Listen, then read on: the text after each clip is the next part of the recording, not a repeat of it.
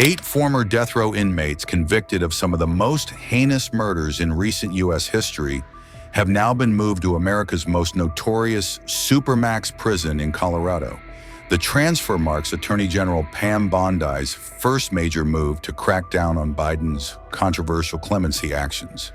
8 inmates once on federal death row are now behind bars at the U.S. Penitentiary Administrative Maximum Facility in Florence, Colorado, known simply as ADX. Among them, killers convicted of gang stabbings, prison murders, and brutal slayings. One inmate murdered a married couple while they camped in the Ouachita National Forest. Another kidnapped, robbed, and chained a local bank president to a block before throwing him into a lake. These men were part of the 37 death row prisoners whose sentences were commuted by President Biden in December. Attorney General Pam Bondi, newly appointed under the Trump administration, has sought to reverse the impact of those commutations. While a commutation cannot legally be undone, Bondi ordered a review of conditions of confinement to ensure the inmates face stricter controls. Plate Bondi said in a statement, "President Biden's decision to commute the death sentences of these monsters showed abhorrent disregard for our justice system and total disrespect for victims' families already suffering through immense loss. The Florence Supermax, nicknamed the Alcatraz of the Rockies, already houses some of the world's most infamous criminals, including Boston Marathon bomber Dzhokhar Tsarnaev, World Trade Center bomber Ramzi Youssef, drug lord El Chapo, and Al-Qaeda co-founder Mamdouh Mahmoud Salim.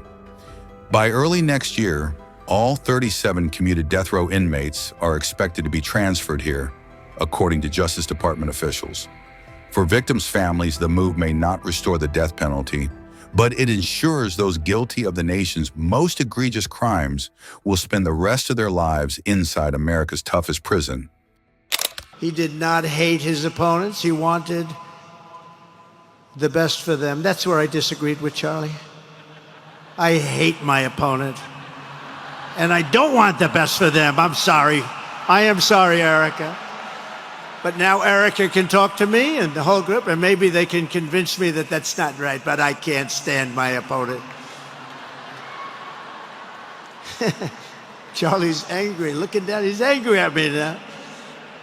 He wasn't interested in demonizing anyone. He was interested in persuading everyone to the ideas and principles he believed were good, right, and true.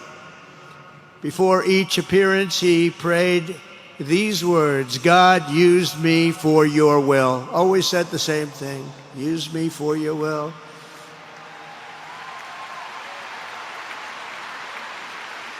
And that is exactly what God did. When you think, that's exactly what he did. The more success Charlie had, and he was getting more and more successful, the more dangerous his mission became. On campuses all over the country, his quest for open dialogue was met with menacing hate. There were bomb threats, pulled fire alarms, and countless rage-filled radicals who tried to shout him down. It was nasty. I used to say, "Charlie, this is nasty stuff you're doing." At one event, police had to build barricades to protect students from an angry mob of thugs. Many of these people, by the way, are paid a lot of money to do this. They're agitators. They're paid agitators. Remember that. When you see they all have the same beautifully printed sign, every sign is identical, comes out of a top-level print shop. That's not the signs that are made in somebody's basement. Those are paid for by very bad people, and hopefully we're going to be finding out through the DOJ who those people are.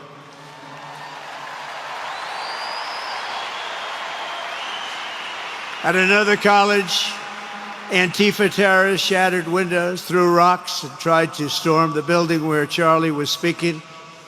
It was a really bad one. Often dozens of police officers were needed to prevent left-wing violence. And the violence comes largely from the left. You don't hear that from too many people, do you? And virtually every day for years before he was murdered, Charlie received these horrible death threats. People don't know. I used to talk to him about it. He said, I got some threats. He always felt that when they actually made the threat, they were not the ones to worry about. The ones to worry about were the ones that don't make the threats. And I think you know what I mean. He knew the risk, but he and I shared a certain motto: never back down and never ever surrender. Just don't surrender, never back down. He believed in it so strongly. So strongly. And he's right. He's totally right. The radicals and their allies in the media, sometimes referred to, as my son said, the fake news media, tried to silence Charlie for a simple reason: because he was winning, and he was winning big. He was taking over college campuses, colleges that had, in theory, only very liberal, or as they like to say, progressive. I call them liberal, but they like to call themselves, because it's such a beautiful word, progressive. They're the opposite of progressive, if you think about it. But they were really nasty, and he would go into these colleges. All of a sudden, within 2 years, 3 years, they turned into bastions of conservatism. It was really quite amazing to see. They lied about him because they did not want you to listen to him or to learn from him, because what he was talking about and even preaching made so much sense. Everywhere he went, he won the debates, he won the hearts, he won the minds, and yes, he won the elections for people. He helped us, he helped other people. We won the biggest election in the history of our country, I believe.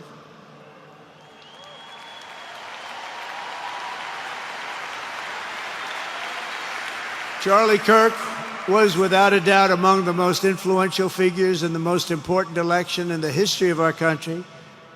The election of, that beautiful day, November 5th, 2024. Do you remember that day? It was 9 months ago. What a day that was. I mean, we had a pretty good day in the first one. And I must tell you, on the second one, we had a phenomenal day. But a lot of bad things happened. And now that's not even questioned. They cheated like dogs, but we got them back, didn't we, huh? Got them back. But we owe Charlie a profound and eternal debt of gratitude now. Just like Charlie and Erica made Turning Point hot, we are looking at a country that has the chance to attain a level like never before.